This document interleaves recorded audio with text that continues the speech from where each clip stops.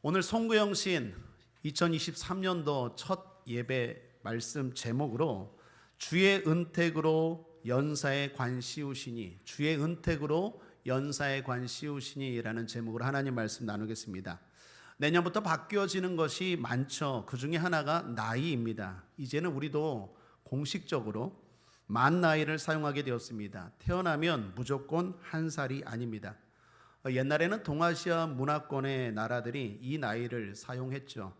그런데 지금은 우리나라만 이 나이를 사용했다고 합니다. 그래서 한국식 나이, 코리안 에이지라고 불렸습니다. 그런데 이제는 우리나라도 세계 추세에 맞추어서 만 나이를 사용하기로 한 것입니다. 그래서 태어나면서부터 한 살이 아니라 생일을 기준으로 한 살이 되는 것입니다. 그러다 보니까 어떤 일이 발생합니까? 올해부터 신기한 일이 발생하는데 새해가 되었는데 나이가 거꾸로 가요. 더 한 살 아니면 두 살이 어려지게 되는 거예요. 살다 보니까 이런 날도 있습니다. 사랑하는 여러분 모두 주 안에서 젊고 올해는 더 건강하게 사시길 바랍니다. 오늘 설교는 세 가지 단어로 시작하고자 합니다. 송구영신 예배를 드리는 이 시점에 항상 단골로 나오는 말이 있죠. 그것은 다사다난입니다. 매년마다 항상 그런 것 같습니다. 다사다난. 올 한 해도 돌이켜보건대 참 많은 일들과 많은 어려움들이 있었습니다. 국가적으로도 그렇고 교회적으로도 그렇고 또한 여러분 개인적으로도 다사다난했을 것입니다. 그러나 또 하나의 단어가 있습니다. 바로 에벤에셀입니다. 뜻이 뭡니까? 주님이 여기까지 우리를 도우셨다라는 말입니다. 매년 다사다난했지만 또 매년 주님이 에벤에셀 하셨습니다. 그래서 그 많은 어려움 속에서도 여기까지 이만큼 우리를 인도하신 줄 믿습니다. 그리고 마지막 단어는 송구영신입니다. 여러분, 왜 주님이 저와 여러분을 인도하셨을까요? 송구영신 때문이라고 생각합니다. 송구영신이라는 말은 옛것은 보내고 새것을 맞이한다는 사자성어죠. 그런데 송구영신이라는 말의 유래는 송고영신에서 비롯되었다라고 합니다. 송구가 아니라 송고. 이게 차이가 있는데 송고영신이란 옛 관리를 보내고 새 관리를 맞이한다라는 말에서 송구영신이라는 말이 비롯되었다라는 것입니다. 여러분, 그런 의미에서 예수 믿기 전에 우리 인생의 주인, 관리가 누구였죠? 나였습니다. 내가 주인입니다. 내가 마음먹은 대로, 내가 생각하는 대로, 내가 좋은 대로, 내 마음대로 결정하고 살았지만 예수 믿으면 뭐가 바뀝니까? 주인이 바뀌죠. 관리가 바뀌어요. 이제는 주님을 의지합니다. 주님께 묻고 결정합니다. 주님의 인도하심을 따라다닙니다. 그것이 바로 저와 여러분의 삶인 줄 믿습니다. 그래서 다사다난했지만 에베세네셀했습니다. 많은 일들, 많은 어려움들이 있었지만 하나님이 보호하시고 함께 하신 줄 믿습니다. 올 한 해도 주님이 함께 하시고 인도하실 줄 믿습니다. 그런 의미에서 가슴에 손을 얹고 한 번 더 따라하겠습니다. 올 한 해도 다사다난하겠지만 에베네셀 할 줄 믿습니다. 여러분, 분명히 믿으십시오. 분명히 올해도 2023년도 분명히 사람들 말할 거예요. 여러분 말할 겁니다. 다사다난했어요. 그러나 또 분명히 말할 거예요. 에베네셀, 하나님이 여러분과 저를 지켜주실 줄 믿습니다. 자, 그런 기대와 믿음으로 하나님 말씀을 받고자 합니다. 오늘 이 중요한 시간에 우리에게 주시는 하나님 말씀은 시편 65편의 말씀인데 특별히 11절부터입니다. 11절은 이렇게 시작하죠. 여러분 읽으셨는데 주의 은택으로 연사에 관 씌우시니. 여러분, 이 말씀 자체가 너무 은혜스럽습니다. 그래서 제가 아주 설교 제목으로 이 말씀을 삼았습니다. 한 번 더 따라할까요? 주의 은택으로 연사에 관 씌우시니. 한 번만 더 따라하겠습니다. 주의 은택으로 연사에 관 씌우시니. 이게 무슨 말일까요? 뜻은 이렇습니다. 주의 은택은 주님의 은총을 말합니다. 여러분, 은총이 뭡니까? 자격 없는 자에게 베풀어 주시는 하나님의 선물이죠. 모든 것, 모든 부족함을 채우고도 넘치게 만드는 하나님의 선한 능력이죠. 주님의 은총, 주님의 은택이 연사에라는 말은 1년 동안이라는 말이에요. 1년 내내라는 말이에요. 관 씌우시니라는 말의 뜻은 둘러싸다라는 뜻입니다. 그러므로 정리하면 이렇습니다. 하나님의 은총이 1년 내내 계속 우리의 삶을 둘러싼다라는 말이에요. 할렐루야. 은혜롭지 않습니까? 그 말씀 자체가 우리에게 기쁨이고 행복입니다. 사랑하는 여러분, 주님의 은총이 1년 내내 여러분의 삶을 둘러싸기를 축복합니다. TV 광고를 보니까 감기약 선전을 이렇게 하더라고요. 어떤 사람이 감기약을 먹었습니다. 그 순간 무슨 튜브 같은 것이 거품처럼 그 사람을 감싸게 돼요. 그래서 세균처럼 보이는 새까만 것들이 창을 찌르고 막 찌르는데도 안전해요. 그 약을 먹으면 면역력이 생겨서 감기나 코로나도 걸리지 않는다라는 취지의 광고인 것 같습니다. 사랑하는 여러분, 우리도 마찬가지입니다. 하나님 말씀이 뭡니까? 구약, 신약이죠. 이 하나님의 말씀은 약입니다. 약. 우리에게 우리 육체만이 아니라 우리의 마음과 우리의 영혼을, 우리의 삶을 건강하게 하는 약입니다. 여러분, 영어로 약이라는 말이 메디신입니다. 메디신이 라틴어 메디켈루스에서 나왔어요. 메디켈루스에서 나온 원래 말이 메디테이션, 묵상이라는 말이에요.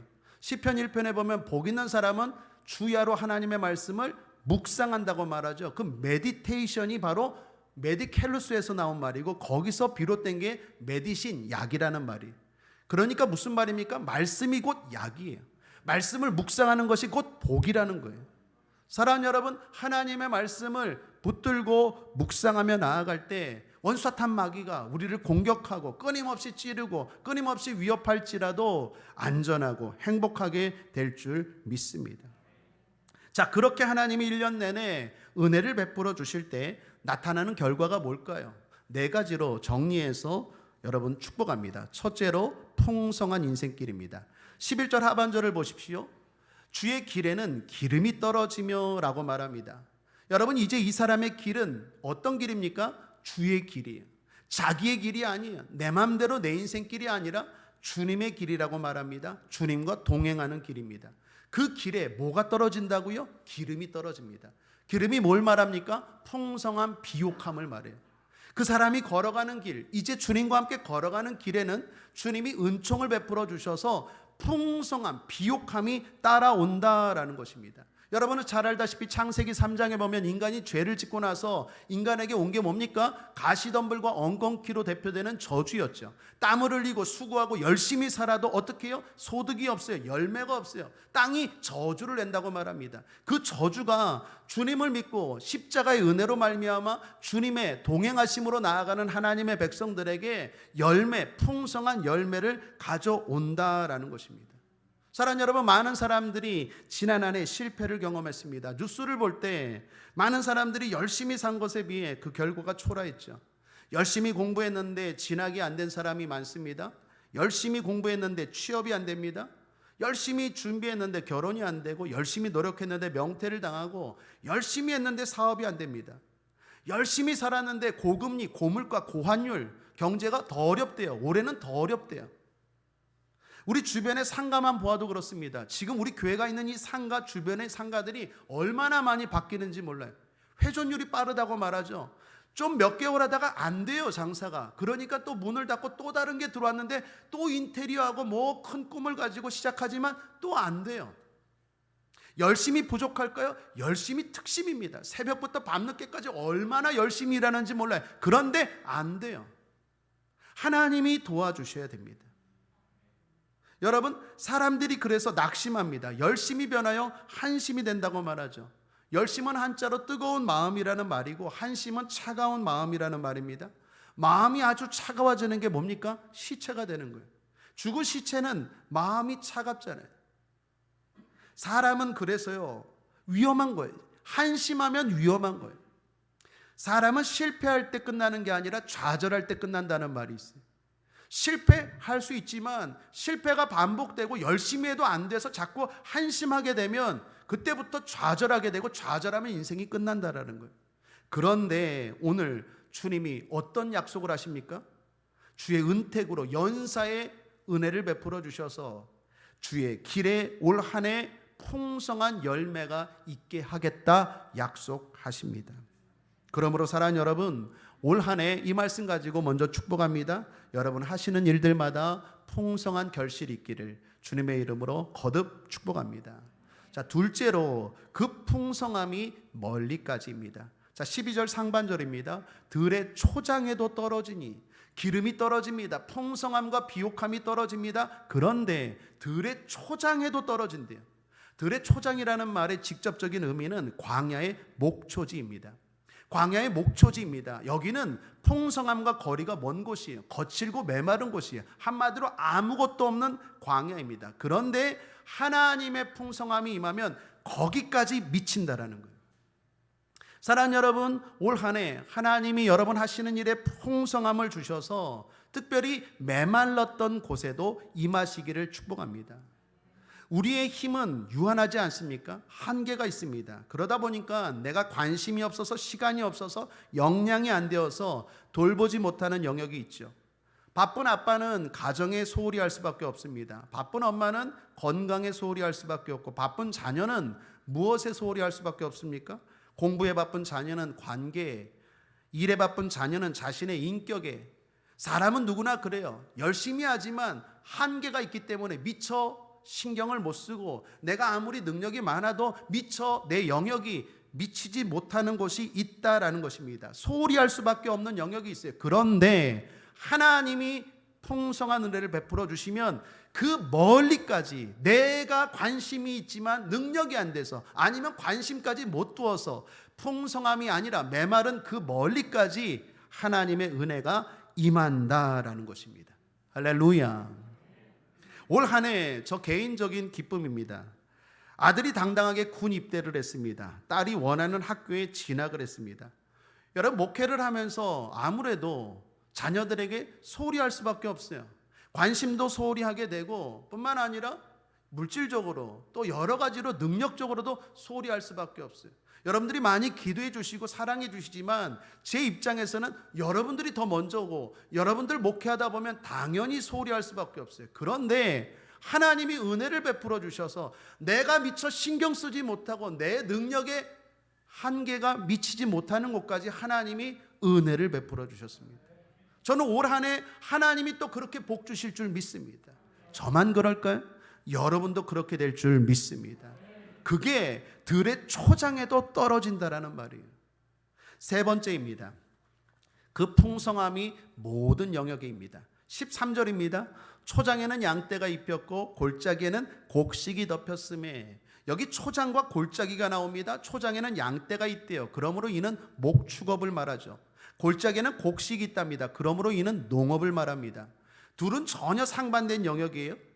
농업과 목축업입니다. 그런데 주님이 은혜를 베푸실 때 모든 일에 하나님의 풍성함이 임한다라는 것입니다. 다시 말하면 하나님의 은혜가 임하지 못할 영역은 없다라는 거예요. 하나님이 도와주시지 못할 영역은 없다라는 거예요. 여러분이 목축업을 하든, 여러분이 농사를 짓든, 여러분이 사업을 하든, 여러분이 직장을 다니든 하나님이 못 도와줄 일이 없다라는 거예요.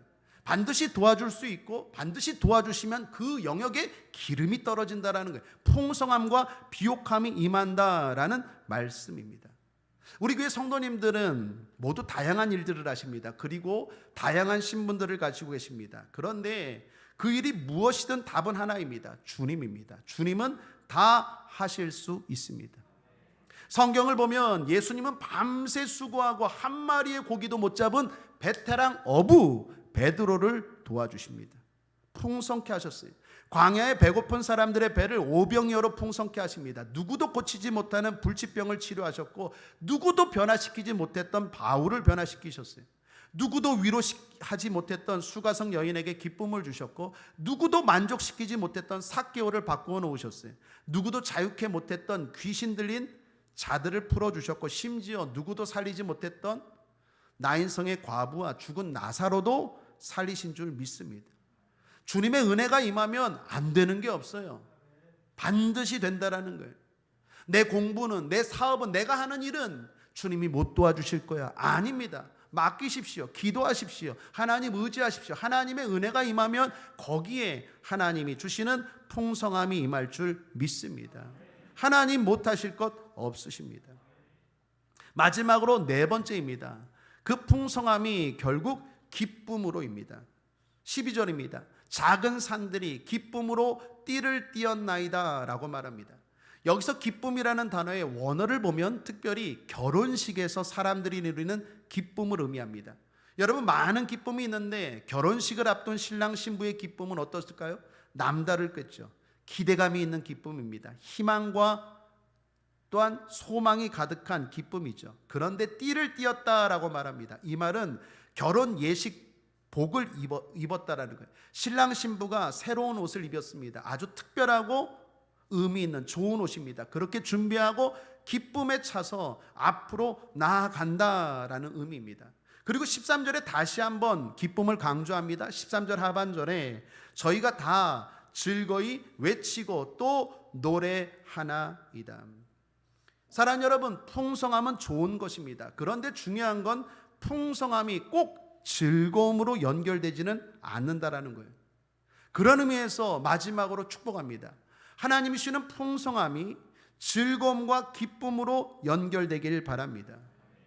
풍성함이 기쁨이 아니라 비극의 원인이 되는 사람들이 있습니다. 풍성함 때문에 싸웁니다. 풍성함 때문에 가족을 잃고 풍성함 때문에 교만해집니다. 결국 풍성함이 기쁨이 아니라 타락으로 불행으로 이어지는 사례들이 얼마나 많은지 모릅니다. 여러분, 뉴스를 보시다 보니까 최근 한 청년이 끔찍한 살인을 저질렀어요. 택시기사 운전 아저씨를 60대 된 아저씨를 유인해서 잔인하게 살해했습니다. 그런데 이 청년의 만행은 거기서 그치지 않았대요. 또 다른 많은 범죄가 있었다고 합니다. 나이를 보니까 아직 31살밖에 안 되었어요. 여러분, 이 청년에게 얼마나 풍성함이 많습니까? 건강이라는 풍성함 있잖아요. 젊음이라는 풍성함 있잖아요. 뉴스를 보니까 사귀는 여성도 있고 물질도 어느 정도 있는 것 같아요. 부족함이 아니에요. 풍성해요. 그런데 본인은 불행해요. 왜 그럴까요? 욕심이에요. 탐욕이에요. 만족을 못해요.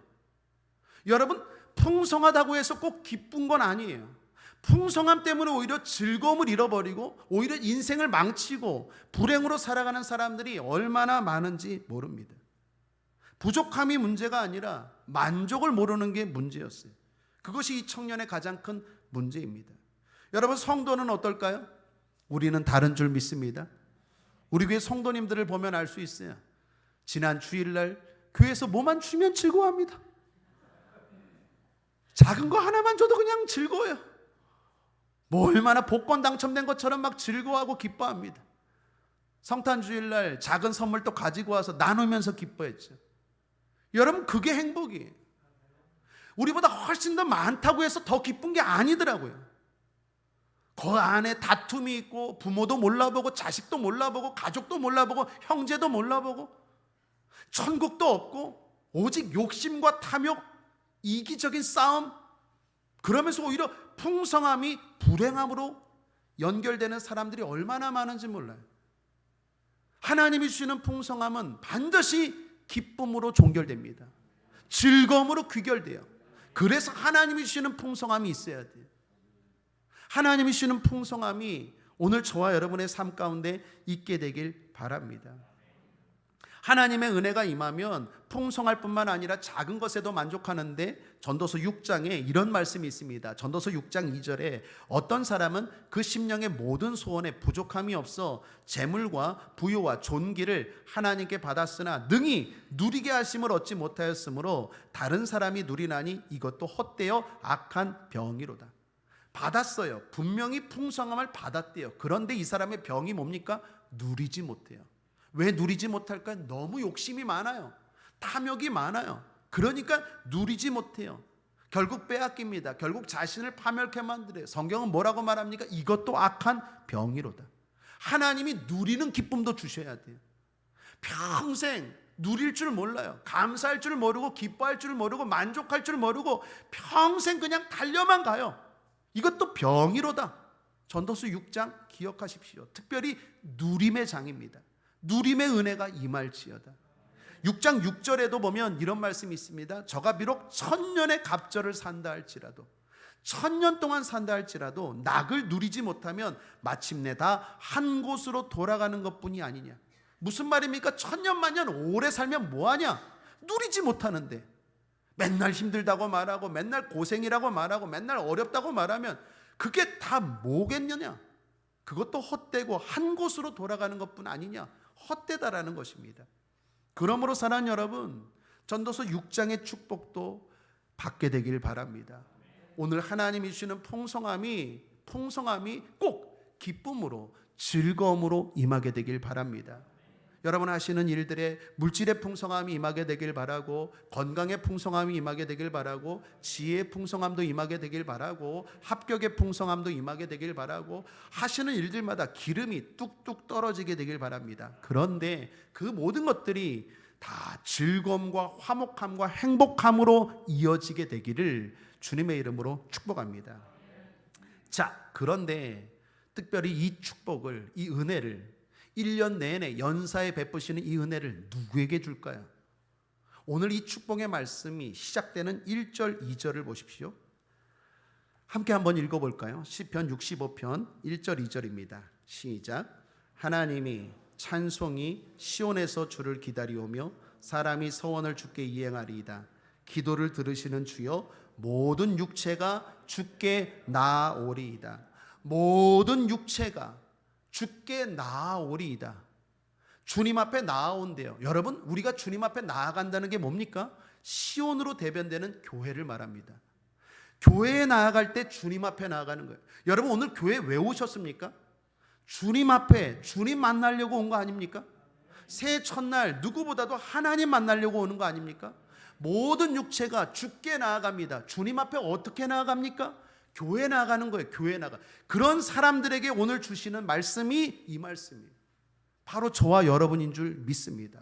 뿐만 아니라 1년 내내 하나님의 은택과 하나님의 은총이 필요하다면 주의 성전을 향하여 나아가시길 바랍니다. 성전 예배 소홀히 하지 않게 되길 바랍니다. 코로나 때문에 여러분의 신앙이 꺾이지 않길 바랍니다. 영적 전쟁에서 승리하여서 날마다 주님의 성전에 사모하고 나아가길 바랍니다. 그럴 때 하나님이 이 기쁨과 은혜를 베풀어 주시는 줄 믿습니다. 그러므로 마지막으로 축복합니다. 사랑하는 여러분, 기쁨이 넘칠지어다. 행복으로 가득할지어다. 손을 얹고 끝으로 따라하겠습니다. 나는 행복합니다. 나는 기쁩니다.